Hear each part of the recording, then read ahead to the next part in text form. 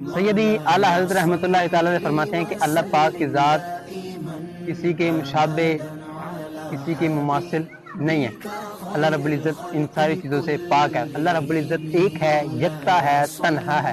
اللہ رب العزت کے لیے کوئی بندہ کیفیت یا کوئی شکل یا کوئی صورت کی بیان کرے یا کوئی اس طرح کہے کہ اللہ رب العزت کی شکل معاذ اللہ اس طرح ہے، تو وہ دار اسلام سے خارج ہو جائے گا اور وہ کافر ہو جائے گا۔ تو اللہ رب العزت ان ساری چیزوں سے پاک ہے۔ اسی طرح اہل سنت و جماعت کا یہ رستہ ہے، یہ عقیدہ ہے کہ عالم حادث ہے۔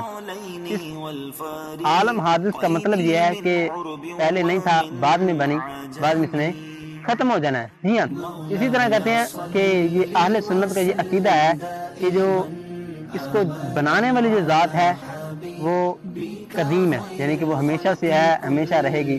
وہ ذات اللہ پاک کی ہے، وہ ذات رب کریم کی ہے۔ جی ہاں، اللہ رب العزت نہ کسی کا عین ہے نہ کسی کا غیر ہے۔ اللہ رب العزت کے لیے یہ ثابت کرنا کہ معاذ اللہ اللہ رب العزت جھوٹ بول سکتا ہے، معاذ اللہ اللہ رب العزت کا انتقال ہو سکتا ہے، جی ہاں، اللہ رب العزت کے لیے جہت ثابت کرنا یہ بھی کفر ہے۔